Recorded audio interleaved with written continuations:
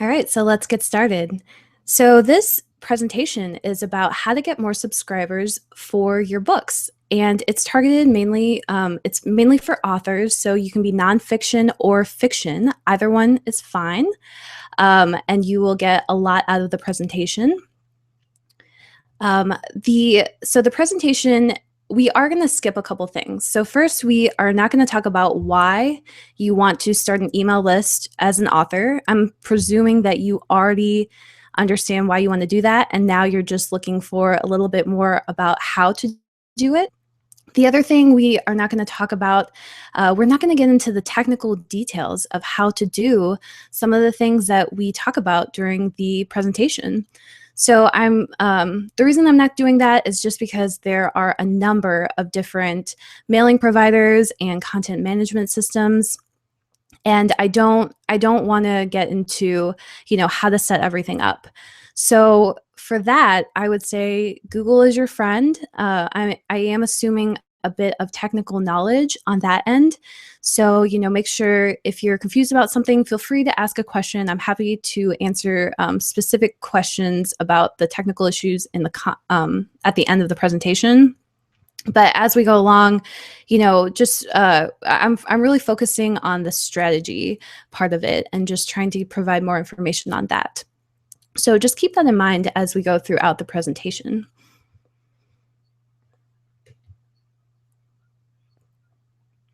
All right, so here we go. I'm going to check to make sure really quick that we are presenting and that you guys are able to see the presentation. Okay, perfect. It looks like everything is ready to go. Okay, so this is actually my first Google Hangout ever, so that's why I'm just a little nervous about whether we're presenting or not. Okay, so it looks like we are, and I'm gonna get straight into the content now. So let's get started. Okay, so the first thing I want to do is just do a very quick introduction to myself. My name is Monica Leonel, and I write at proseonfire.com. It's my blog that is primarily for storytellers, and a lot of what I share there, it's kind of the intersection between marketing and storytelling, and it's basically just things that I'm learning in my journey to becoming an author, and eventually I hope to working in television and movies, because that's my long-term goal, is to do, even more with storytelling. So a little bit more about me. I do primarily write fiction at this time, and I published about 500,000 words of fiction in the last couple years. These are across 2 different pen names and 4 different series, so I'm actually just still at the beginning of my journey. I published a lot of words, but I've been kind of like an ADD author, as some of you might be able to relate to. I've kind of tried a lot of different things and experimented with a lot of different types of storytelling. I'm also I've been blogging for 8 years, so blogging is how I kind of got started with this, and it's really my first love. It's what made me fall in love with writing, because I really didn't enjoy writing before I started blogging.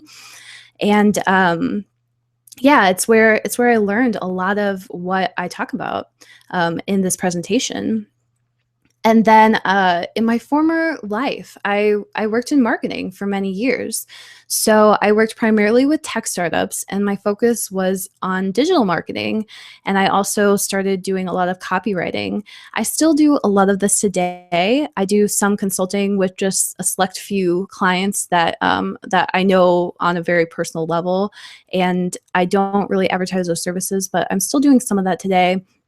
And then I also included just a couple places that I've been mentioned in or quoted in that I'm really proud of and that I think are relevant to the presentation that we're going to go through now. So with all of that being said, let's just jump straight into the content.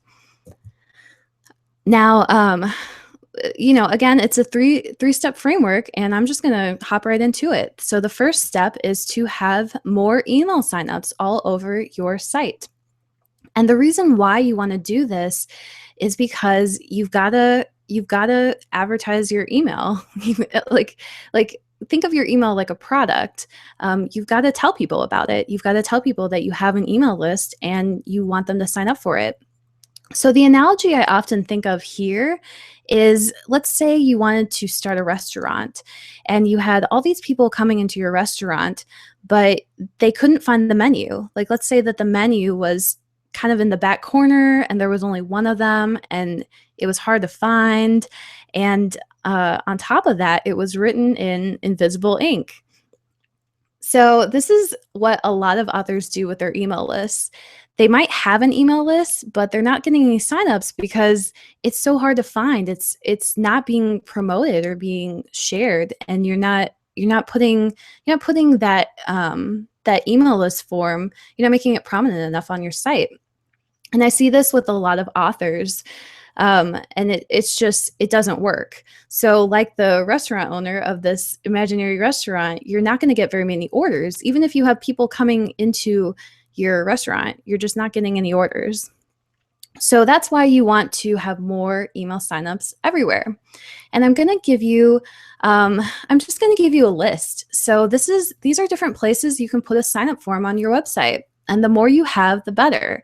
I would recommend, so I probably have about 15 here. You could easily, I could easily come up with another 15 on top of this list. So, the basic gist is, try to get, 5 forms, maybe even 10 forms if you can, onto your website. And some of the ones that I kind of highlighted, some of the ones that I want to talk about specifically. So the first one is the landing page. A landing page it's basically it's a page on your website that's dedicated just to your email list sign up.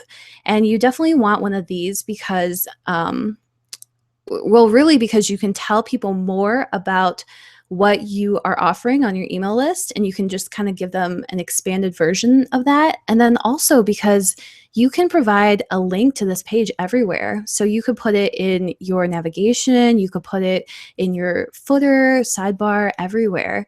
So it's kind of one of those things where if you have this, you can start to put those links out and like leave a trail of those links in all sorts of places. And when you do that, then you'll have traffic coming to your website, and people will, find that landing page and they'll sign up. So another one I want to talk about is the pop-up. So a lot of people have mixed feelings on the pop-up. I will tell you, and you can do whatever you choose to do with this information. I will tell you that the pop-up is going to be by far the most effective way to get email signups out of all the ones that I'm listing here. So it's good to have all the other ones, but the pop-up is going to have the most effectiveness. And the way I think about the pop-up is I just think of it as like a mini landing page. So you're going to provide, and what the pop-up is, for those of you who don't know, it's basically you go to the website and you're reading an article or whatever you're doing, and all of a sudden the website kind of grays out and a pop-up comes up over the website, and it provides you information, and it typically has an email sign up. So again, I just think of this as like a mini landing page, and you can just, if you have a great offer, if you're offering something people want through when they sign up for your email list, then that's really all it is it's just a pop-up letting them know this is what I'm offering you. So the good thing about the pop-up is there's a lot of tools now that allow you to do what I would call a polite pop-up, or like a unintrusive pop-up. And what they do is that they'll only show the pop-up once, or they'll only show it on certain pages where it's most relevant, that sort of thing. So just if you're against pop-ups, totally fine if you don't want to use one. But if you want to use one and get the results, you can definitely use some of the tools that allow you to just show, do stuff like showing the pop-up once, or just make it as unintrusive as possible for your readers. 2 other pages that I want to talk about. Well, actually, there's one here that I did not highlight that I want to mention, and that is this welcome gate feature box that's in the second column. So what the feature box is it's basically, it's kind of like its own type of landing page, and you typically put it on the very front page of your site. So if you go to, I'm just going to show you an example of this, because once you see the example, you're going to know, you're going to start seeing them everywhere. You're going to know exactly what this is. If you go to monicaleonel.com, you'll be able to see that an example, and I have a feature box on my fiction website. And it basically, it just has a picture of me. It takes up kind of the whole screen when you hit that page. And then I just have some of my important links and an email sign up. And then if you keep scrolling through that, then you'll get kind of my welcome message. So that's what that is. And that is also a very effective way to get more email signups. So okay, so now the last two things I want to talk about are the upcoming releases page and the books page. These are places where I see authors just not taking advantage of a potential email or a potential place to put an email form. And basically, I mean, the reason why you want to do this, upcoming releases is huge, right? If you have been an author, people are always saying, "Well, when's your next book coming out?" They're always looking for that type of information, and you can have a page that has the list of dates. But if you're like most authors, those dates can change on you very quickly. Like sometimes you think it's going to be this week, but you have to push the release date back a week. And one thing that is really effective is to just say, if you this is what the schedule is currently, but it's changing all the time. So if you want to be notified when, in case something changes, submit your email address and I'll email you right away when if the date changes. And I'll also email you to let you know that the book's on time. So that's a really simple and effective way. And same with the books page. A lot of authors don't even have their upcoming releases page up, and I'm probably also guilty of this, at least on one of my sites. But if you have a page for your books, people are going to that page again to find release dates. That's, especially if you write a series, that's what people want. People want to know, when's the book coming out? When's the book coming out?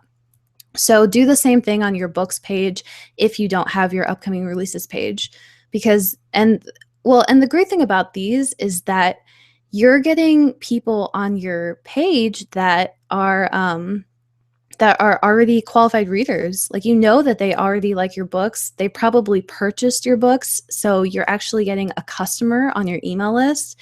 And that makes your email list so much more valuable, because when you send out that email, hey, my book's ready, those people are going to buy right away. So that's another thing that, another reason you want to put those signups there. Okay, so let's move on. Simple implementation of this list. So here I shared with you like 15 different ways that you can do sign up forms, and it's a lot of work. I'm not going to pretend it's not a lot of work. You can actually make it very little work. So I'm going to tell you the 3 elements that I use to implement this very quickly. The first is the landing page. And again, the landing page is just a little bit of information and then a call to action to join the email list and you'll get this. So for my landing page, I did this for one of my fiction books. It's a free ebook, first in the series. You can, you join the email list, you're going to get the free book sent to you. And this one isn't quite out yet. So that's another thing, is you can put up a landing page before your book is out and just start collecting email addresses on it. So I have this landing page. You can see it at monicaleonel.com/EE. And then instead of doing forms all over my website, what I do is I do images. And it's much easier than doing a form. You don't have to worry about, the form looks bad in the sidebar, or the 2 forms have conflicts and they're like messing each other up because they're on the same page. You don't have to worry about any of that. So the 2 images that I use the rectangle banner, which is kind of like it's longer width than height. And the reason I use that is just because it's easy to put a lot of information on it. So if you have more information, then you can put a lot of text on it. It's just a great size for that. It also works really well as kind of like a header, like a banner header. So you can use it, above your blog posts, below your blog posts. You can use it in a bunch of different areas. And then the second one I create is the square banner. And for this one, the reason I create it is because because it goes really well in other spots on your blog, like the footer, the sidebar, spots where the width isn't really available to put something. And then also it does really well on social media, just to be frank, because you can post it on social media, and most social media sites now, they crop images to fit within their kind of I guess their design so that it looks good on the page. But the problem is if you crop, like let's say you crop that rectangular image, then you're going to have the words cut off. So with the square image, they can't crop it. All they can do is kind of like shrink it or, blow it up. Like they can resize it, but they won't crop it. So all your information, everything's going to look very professional and good when you post these on a social media site. So those are the two images I use. And for these images, I just link it back to the landing page. So I essentially only have to deal with setting up the form one time. And then after that, I just use kind of the same images over and over to send people to that landing page. And I use them all over my website. So I'll have the same square image in multiple places on my website. So it's a really simple and fast way to implement this, because it is a lot of work to get these up, but it's just an easy way to do it. So that's my little, I guess, hack for you. Okay, so let's move on to step 2, because now you have all these email forms, and now step 2 is to create diverse offerings. So what we're going to talk about here, we're actually going to build a matrix of different offerings that you can create. And what these different offerings create is that they're going to tap into a variety of psychological triggers.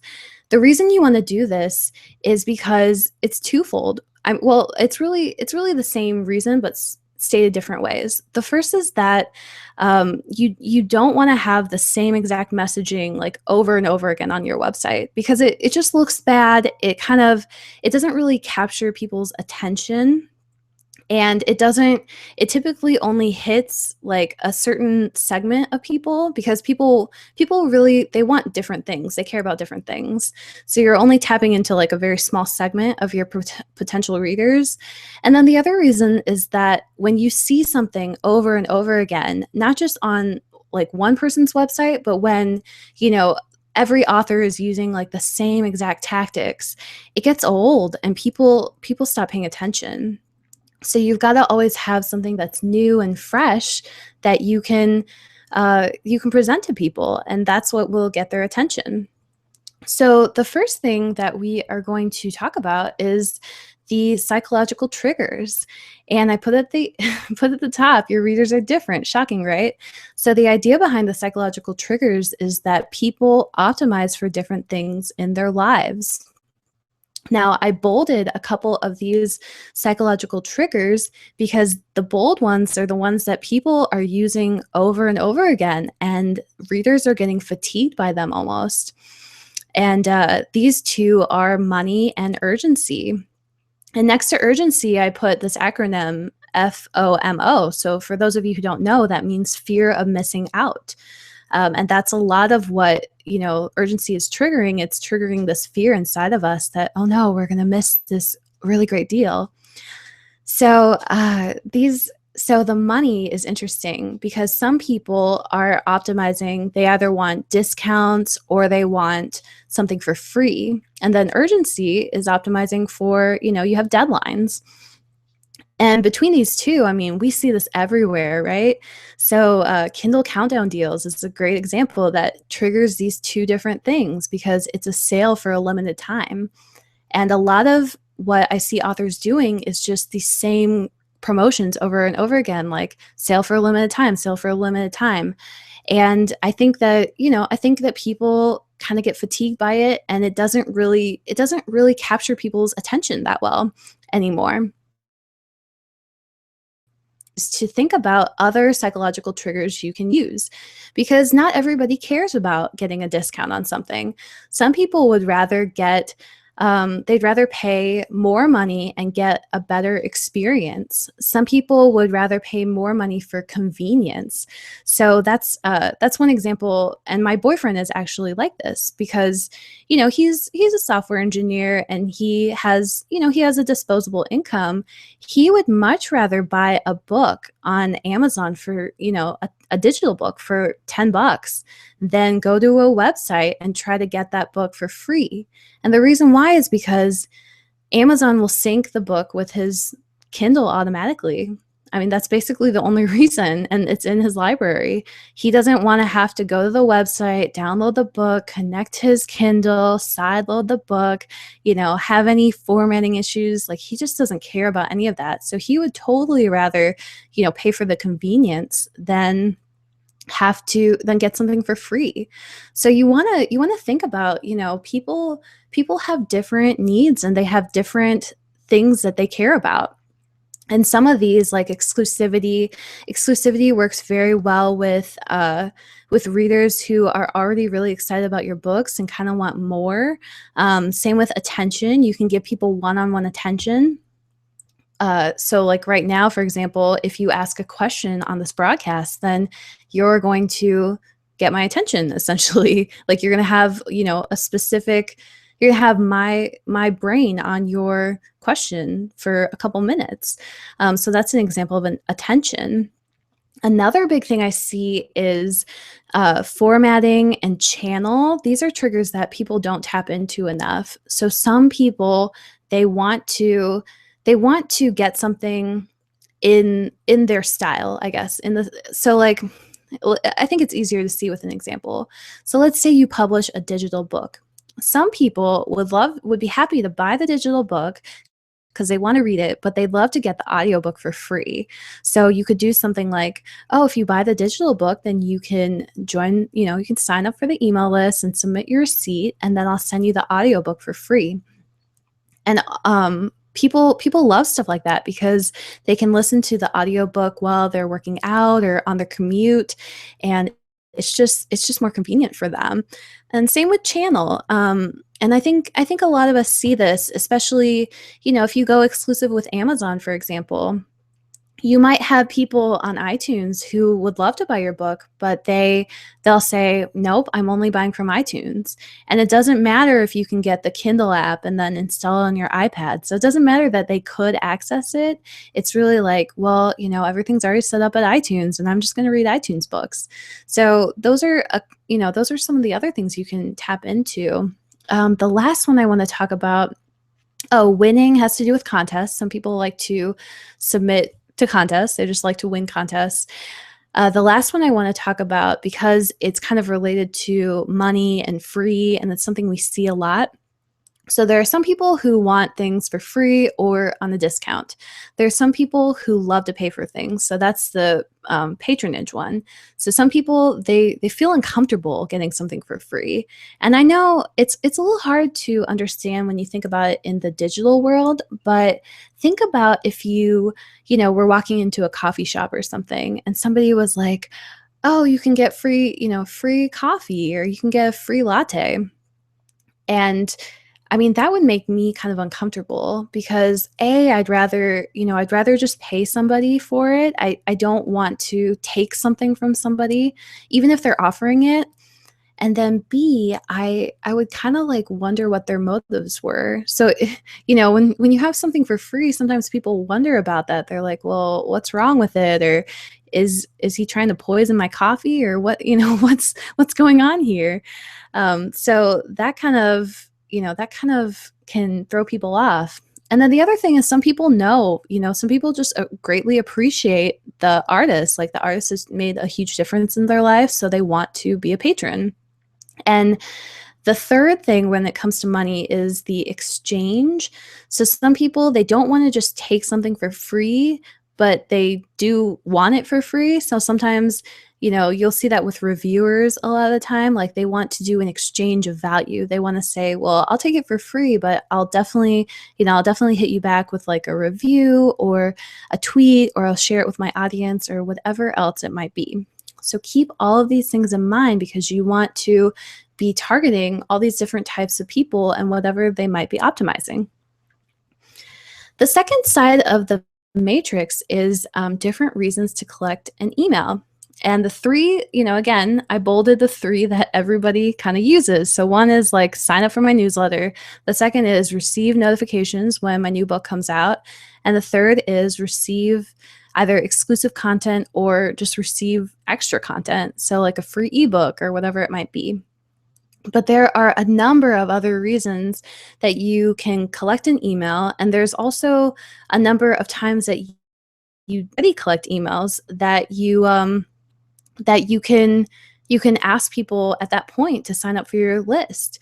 So the ones like basically if you're already collecting an email from somebody, you should also have a little checkbox that says, sign up for updates or whatever call to action you want to have. So if you're doing, in your comment section, your contact form, when somebody's buying something, so if somebody's your customer, you're already collecting their email, like you want to make sure you're talking to them. For your review policy, this is something that I implemented recently where, in order to get review copies, you have to kind of show that you are already a reviewer of my books. So for that, I collect an email address and then I just say, stay updated. So those are some things to think about. Just make sure you're implementing just a simple checkbox across some of these areas that you're already collecting these email addresses. And then on top of that, come up with cool different ways to collect emails. So one obvious one is events. If you're doing events, you can always have a registration page and you've probably done this before. Now this event, I don't have, I didn't ask for anyone's email, but, I could have said, well, if you want to come to this event, register, I'll send you the details, blah, blah, blah. You guys have all probably seen this online. Some of the other stuff is, so like polls, quizzes, surveys, petitions, all of those things are great times to collect an email address. And the way you might want to do it, so let's say you're a fiction author and you have two characters that people are shipping and they want to see these characters together or they want to know more about these characters' relationship with each other. You could do a petition and say, well, if 500 people sign the petition, then I'll release exclusive content on these characters' relationships with each other. And it'll, it's just kind of like a bonus.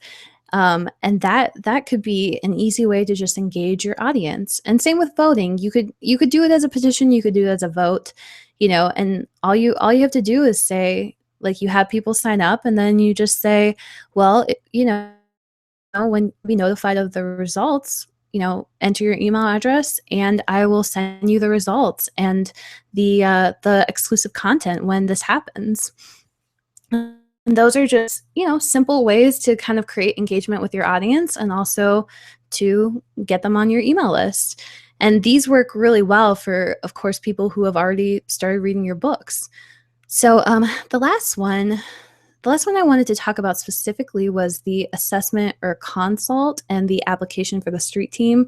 So these are the first one's geared more towards nonfiction, and then the second one's geared more towards fiction. And the idea here, and ask a question kind of goes with this too, but the idea here is that they're submitting some sort of information to you and you're going to kind of evaluate that and somehow respond to them.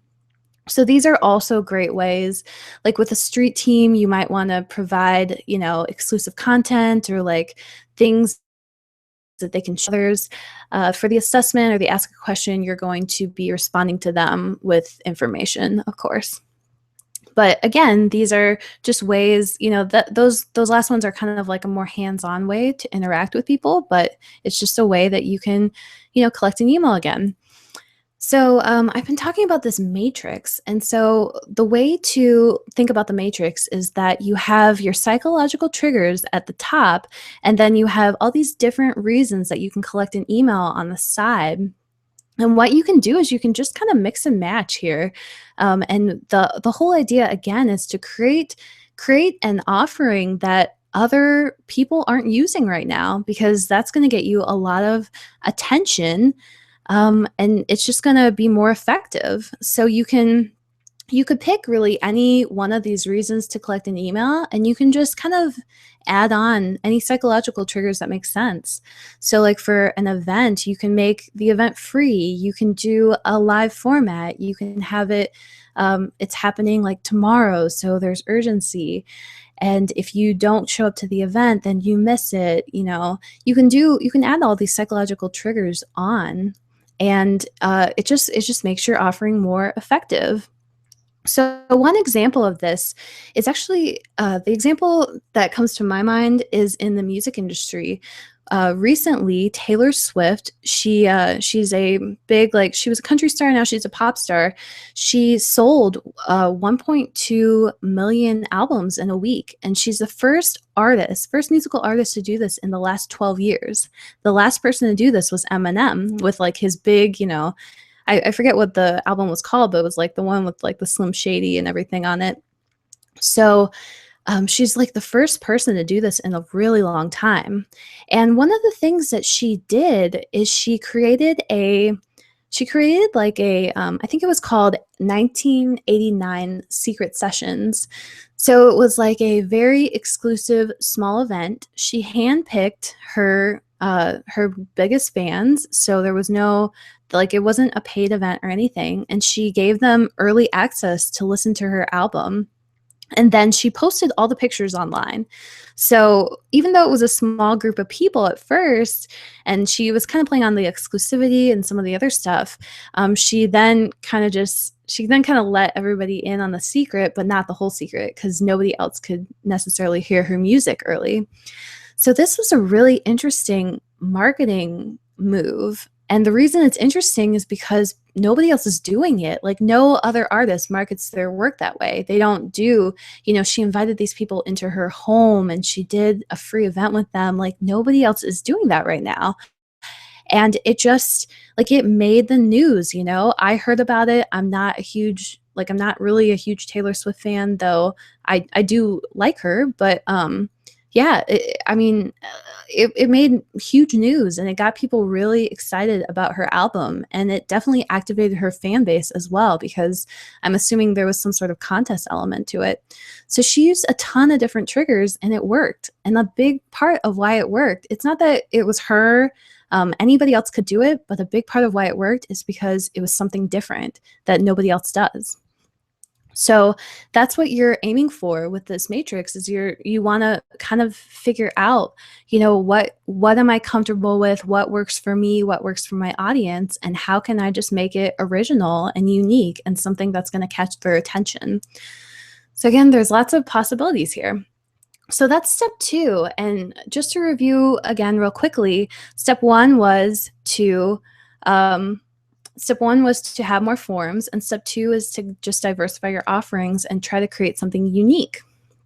Now, step 3 is a pretty obvious one. You need to send more people to your signups. So more traffic equals more subscribers. Pretty straightforward, right? So I'm not going to give you all the different ways you can send more traffic to your website or to your books. Instead, what I'm going to do, I'm going to give you one basic rule that's going to help you kind of frame what your traffic strategy is going to be. And then I'm also going to tell you the 3 different styles that I see most successful authors using in terms of driving traffic. And so you're probably going to resonate with one of the 3, and I'm just going to kind of talk about each one.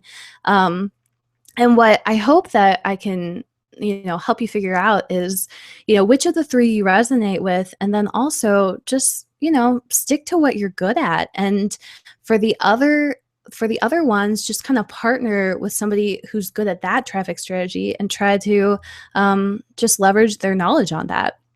So this will all make a little bit more sense in a minute. So the rule is that if you want to send more traffic to your work, you need to leverage other people's audiences.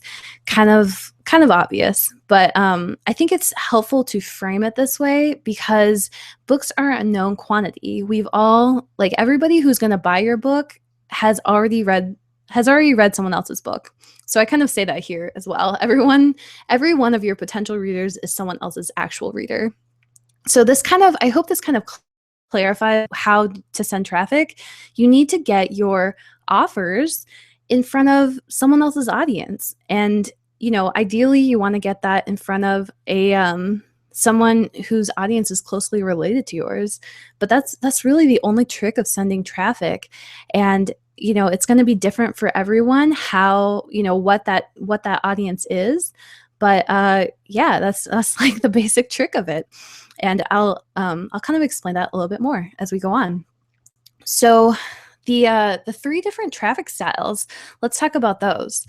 So the first one is the algorithm guru. So this person is somebody who is very good at systems, and they can deconstruct systems really easily.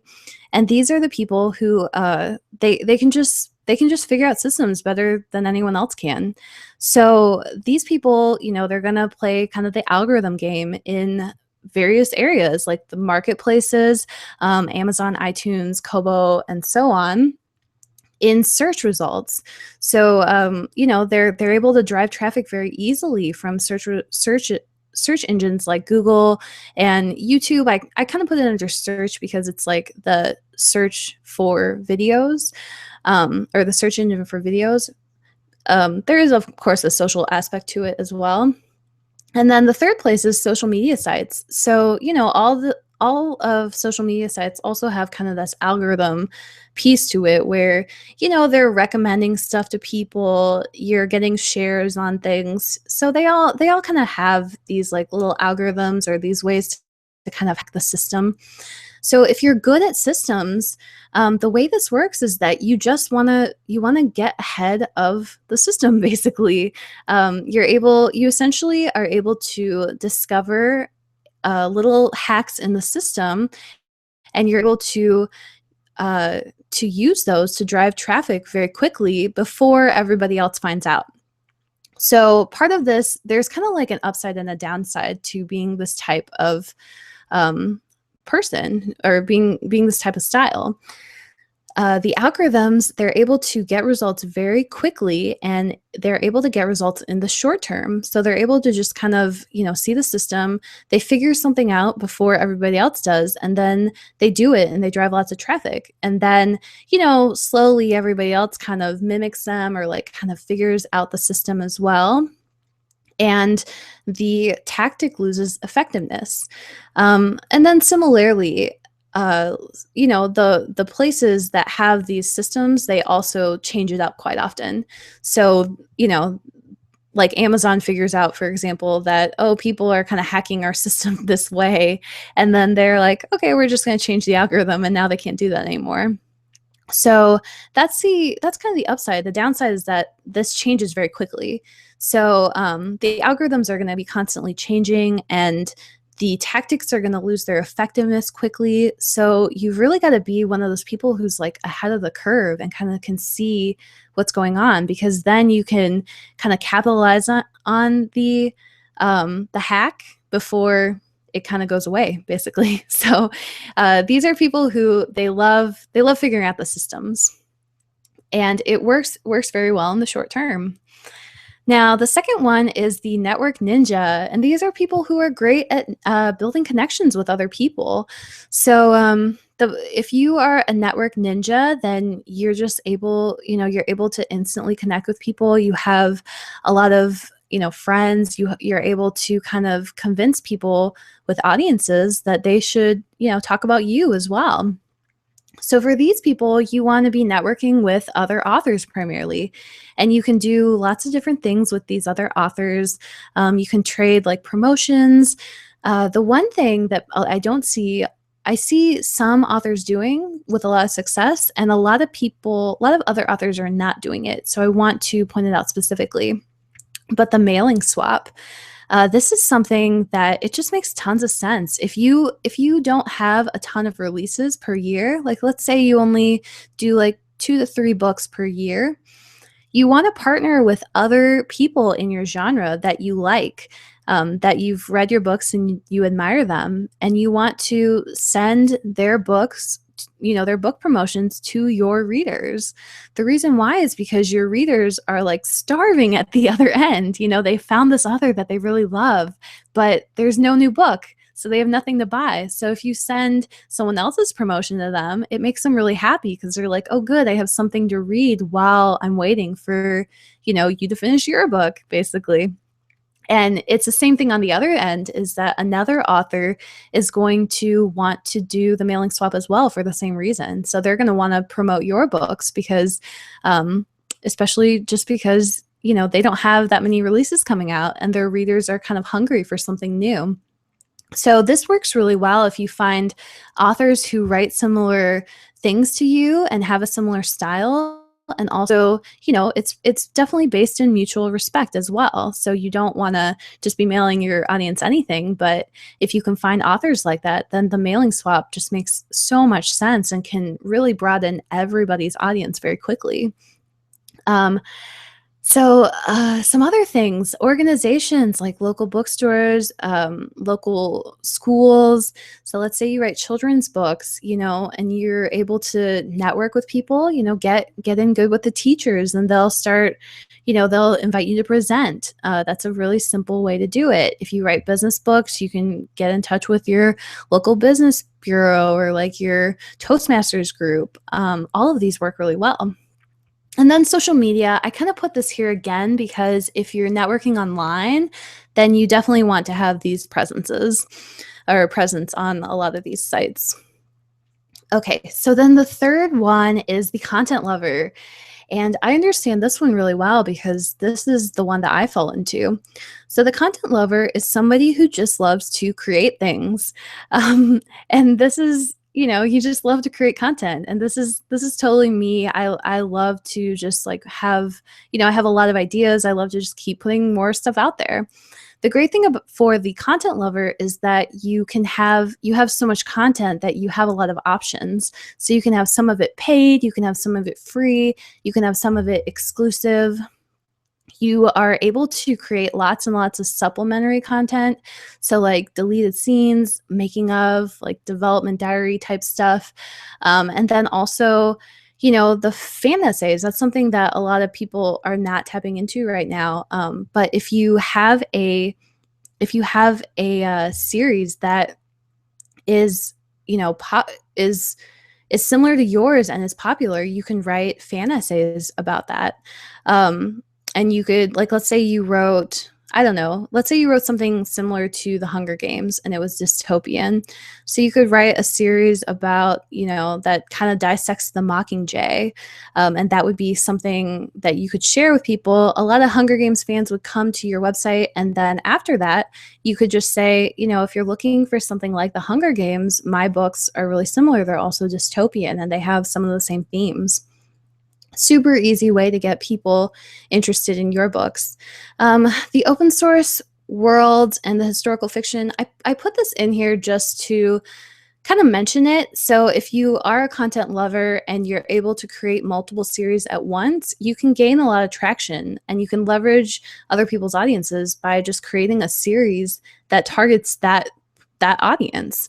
So one that I'm doing right now is it's the one I showed you earlier, actually. It's the Emma plus Elsie series, and that builds off of a public domain work by Jane Austen. Now, Jane Austen fans are everywhere. She's a very popular and very dead British author, but she has a lot of fans still.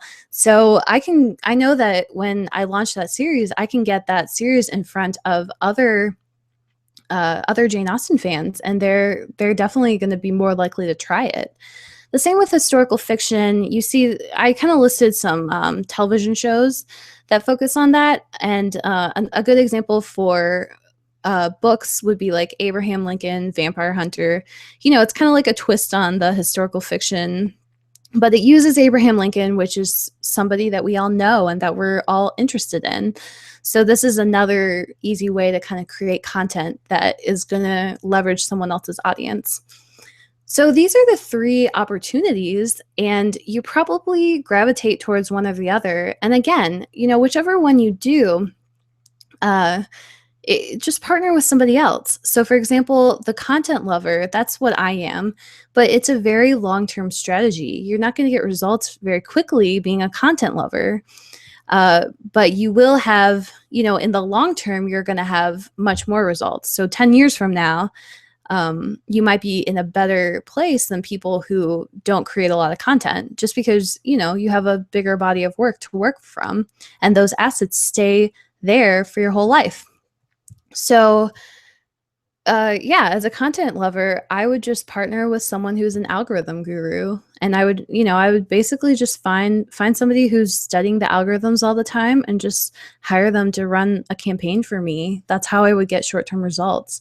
So it's just something to think about. Don't be disappointed by which one you are. Just partner with somebody who is able to, fill in the gaps and kind of compensate for your weaknesses.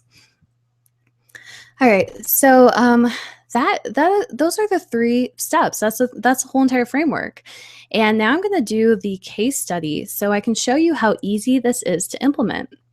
So the person in my case study is a guy named James McCrae. He's a good friend of mine. He emailed me, I think it was really just last week. He emailed me and he was like, I need to build my email list. What should I do?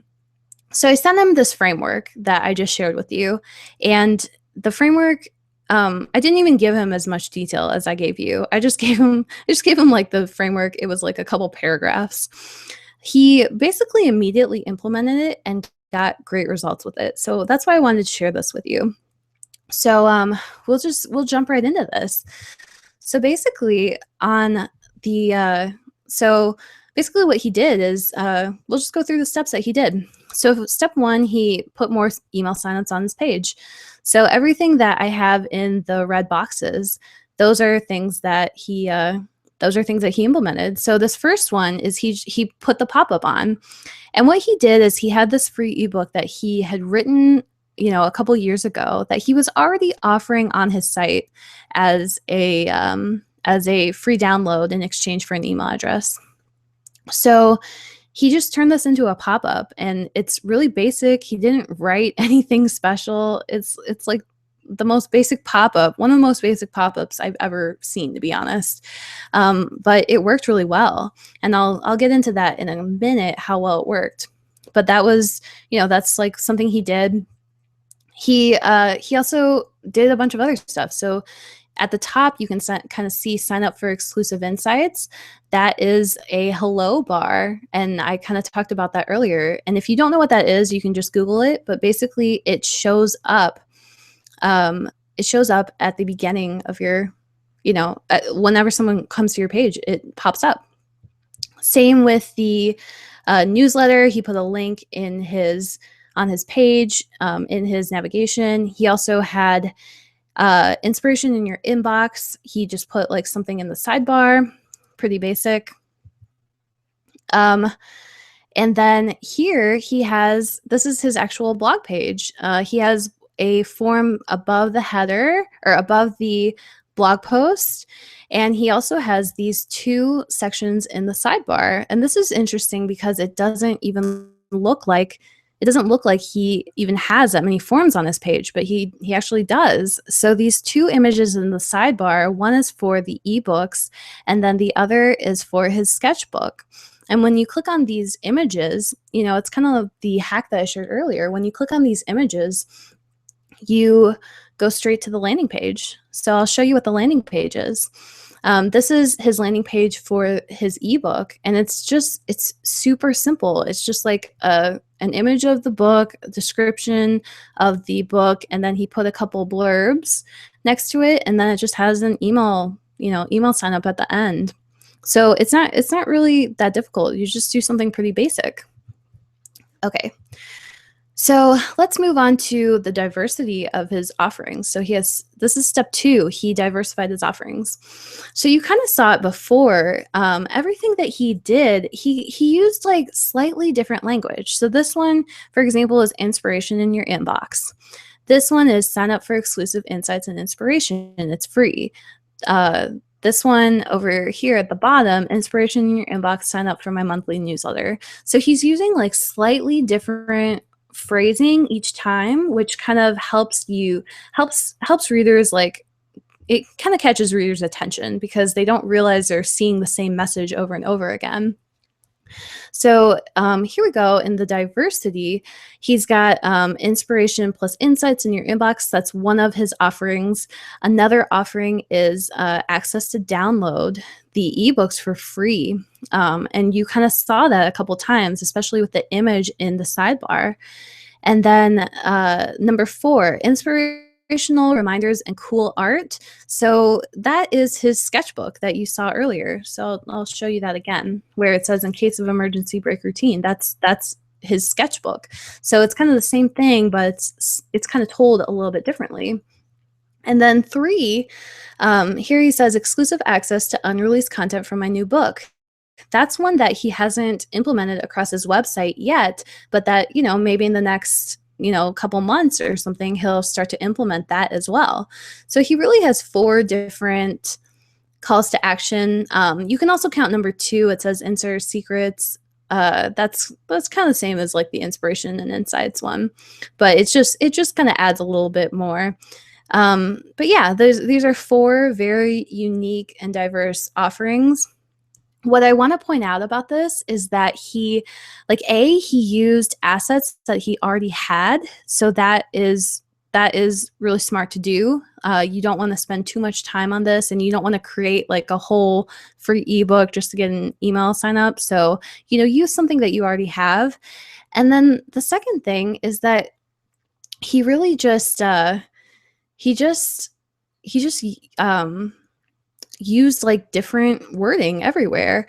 And also, so another interesting thing about this is that he there's so much more he could do. Like, even though he has 3 different offerings, kind of a 4th one that he has to kind of still implement across his website. But he has all these different offerings. But if we go back to the matrix that I talked about in step 2, we could probably come up with another like 15, 20 things for him to do. And that is pretty cool. I mean, that's a really cool thing for us to know, because there's so many different ways that he could do this. And there's so much more he could do, and so much more he could implement to grow his email list. So this is just something to think about, is that, this step, it leaves room for a lot of growth. Okay, and step 3, send traffic. So what he did, I said in the description, he was able to get, roughly 100 new subscribers. This is how, is he happened to have a guest post going out the next day. It's on the site called Finer Minds, and it's, it's like a self-help spirituality site. So it's really well targeted for what he does. They have about 100,000 subscribers. So even though it didn't get a lot of shares on the site, I'm assuming it must have gone out to the email list.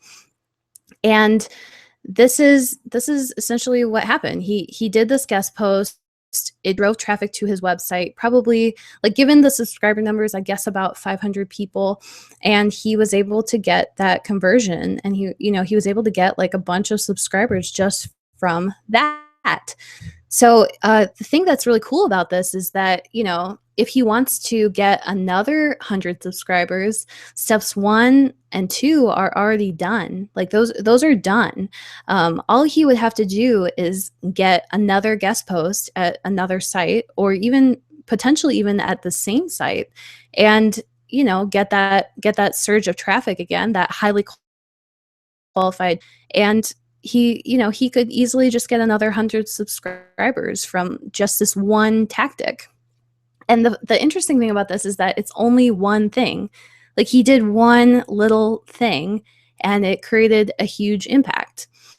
So for all of us, we could all do something similar to this. Once you find a way to drive traffic, then you just keep repeating it, and it's pretty basic. I mean, this guest posting, and I don't want to speak for James, but it seems like, I would say he's probably a content lover as well. He likes to create new things. So, guest posting is just a great option for content lovers, because you can get in front of someone's audience, you can provide value, and then you can just bring people back to your site. And if you have steps 1 and step 2, if you have these 2 steps into place, then a good chunk of the work is already done for you.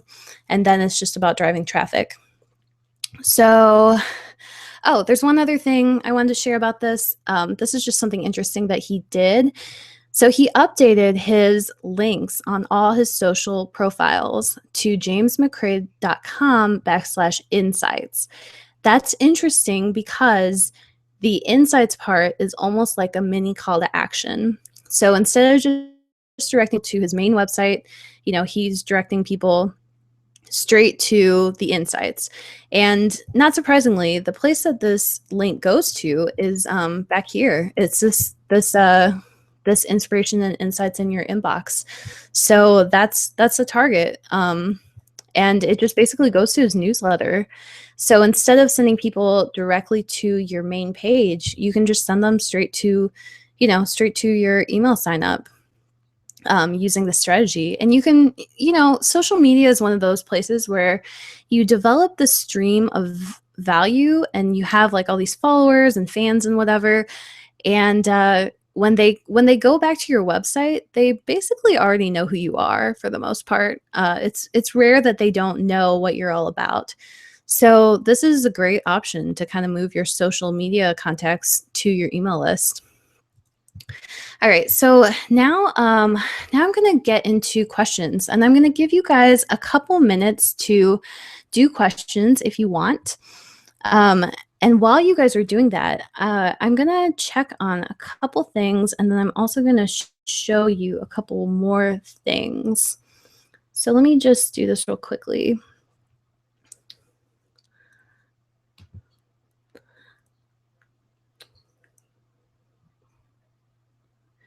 Okay.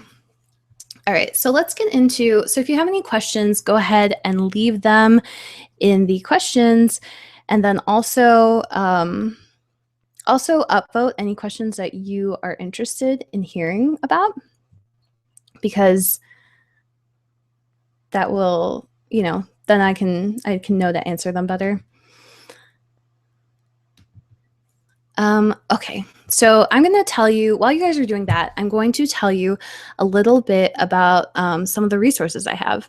So I kind of talked about this page earlier, and I said I wasn't going to go through the different tools that you can use, but if you're interested in, just stuff like, well, how do you build your pages, or how do you, what mailing service do you use?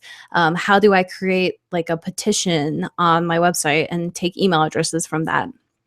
I'm going to share a lot of that on this page at prosonfire.com/list building. So go to that page and you'll be able to see the tools. I'm also going to share my presentation slides there. So if you want to download those and kind of just dig through it more and look through some of the stuff, then you can just go through that. And then the last thing is this 10 stages of audience sampler. So what this is it's basically, it helps you look at your sales funnel for your books. So the 10 stages of audience, it will talk about what your audience is thinking at each stage, starting from when they don't even know who you are, all the way to becoming an evangelist for your books. And as an evangelist, really talking about your books with other people is the goal there. So that's the 10 stages. The sampler that I'm talking about now, and that I'll put a link to it on this resources page. So basically what it is it's the first 5 stages of that. And it will take you from what you are, what people are thinking when they don't know who you are at all the way to what will encourage them to buy. So they'll take you through all those first 5 stages, which are kind of like I would say are like the marketing pieces of the stage. So it's really like bringing people into your audience and having them buy your book. So you can go through that. It's about like 40 to 50 pages, so it's a little bit longer than this, but there are lots of worksheets, so you can just kind of dig through a lot of those ideas as well. So if you like the way this style of presentation, so if you like having the framework and then just kind of like choosing your own adventure, this is more of that, but it's a sales funnel for your book. And then, so then the other thing I wanted to tell you about was a series that I have coming out. And these are the first 3 books in it. They'll be out in the next couple months, roughly, like hopefully by the end of 2014. It's Growth Hacking for Storytellers. And you can go to prosonfire.com/storytellers to get notifications about the series. So the growth hacking part, for those of you who don't know what growth hacking is, it's basically, it was pioneered in the startup world. The idea is that you focus on marketing that creates growth. And that's basically the whole idea of it. So there's lots of things you can do for marketing, but if you want to focus specifically on building on growth, so in this case, for us, it would be building our audiences, then these are things that you can do. So the 3 books are Nail Your Outline, and this is very specific to marketability of your book.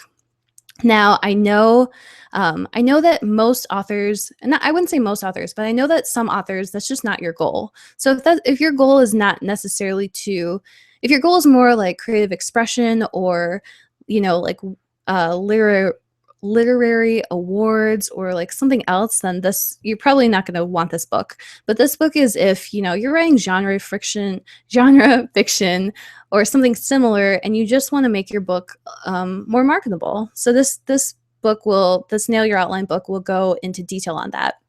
The second one is Expand Your Reach. And this is Leverage Other People's Audiences and Kill It in the Marketplace. So this book is going to be all about, what we talked about in step 3. So if you want a little bit of expansion on that, then that's what this book will go into. And then the third book is Recruit Your Readers. Get more readers on your email list easily, efficiently, and ethically. That's basically going to be just a deeper dive into, what we've kind of already talked about. So I'll go through the framework again in this book, and I'll just go into a little bit more depth, and then I'll get into more about what we talked about, and like kind of provide more examples and just more explanation, just because, in this presentation, I didn't really have time, and it's already, the presentation is already way over, unfortunately. So I apologize if you were expecting 30 minutes, I apologize. I tend to just share more than I originally intended.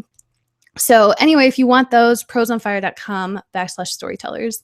Okay, so I do see a little bit of participation. So just so you guys know, this is my first hangout ever. So I'm really happy that people are participating. Oh, and it's from my friend Amy. So she says, not a question, just wanted to tell you you're awesome, and I have myself a long to-do list now. Oh, thanks, Amy. I appreciate that comment. So there are actually no other questions. So what I'll say here is that if you want to ask a question, you can tweet at me at Monica Leonel, and I'll try to provide answers or resources. You can also go to the resources page that I shared, and you can just, you can browse through some of that information as well. And feel free, you can ask questions later in the comments as well, and I will try to, answer them as best I can. And then lastly, you can contact me at contact@monicaleonel.com, and you can just mail me your questions, and I'd be happy to answer them as well. So, okay, so with that said, I'm going to wrap up this hangout since it's gone a little long. The last thing I wanted to do was just provide some parting insight. The first thing is, and I know you can just read these, but I'm going to go through them anyway. The first thing is, the best way. So I truly believe that, every author has a different style, and you want to do stuff that works for you and that just matches your style. That's going to get you the best results. So in using this framework, just make sure you're kind of doing it your own way. The framework is there to just kind of give you an idea of what works, but there's lots of room within the framework to just come up with your own offerings and your own way of doing things. The second one, Rome wasn't built in a day, kind of cliche, but I think it's true. I mean, email list building, it's something that you want to work on throughout the year and you want to work on even over the years. And for me, there's a lot of stuff that I personally want to implement, but that I just haven't had time to yet. And I think that's okay. I mean, what I try to do is every single month, I try to do a new project or like a new offering, just for now, because it takes a little bit of time to implement some of this stuff. The third thing is quantity over quality. So this is kind of hard for authors. Like we don't, we typically think we want to have quality work, we want to put out great books, not just good ones. So when it comes to marketing though, and when it comes to this email list building, unfortunately quantity is way more important than quality. So having having these forms up, for example, like just having more forms matters way more than having better copywriting on your forms, or even like a better offer. So even if your offer is just sign up for my email list and that's all you have right now, do all of step one, still do like the pop-up, do everything, because that's going to get you more subscribers than if you had like, oh, I have this like free 500-page ebook or like my first novel for free, but you only have that in the little corner of your website. Then that's the first person's going to get way more signups. So just so put the system in place and then improve it over time, and you're going to get much better results than if you worry about like trying to get just the perfect thing in place. And then the last one, do it once, let it work for you. Personally, I don't always enjoy implementing all of this stuff. I love talking about it, but I don't necessarily want to implement it all. It's tedious. It's a lot of work. But once you have it in place, you can really just keep letting it work for you. It's pretty simple. So do it once, let it work for you. And that is all I have for you. So thank you for listening and watching. I appreciate every single person who paid attention to this presentation, and I hope you'll go over to my website. Big thank you. Go to my website, prosonfire.com. You can get the list building content, and then prosonfire.com/storytellers. You can sign up to hear more about the growth hacking books. So thank you again, and I hope you got a lot out of this presentation. And have a great day and good luck with all your list building. Let me know if there's anything I can do to help. So thank you again. Have a good day. Bye.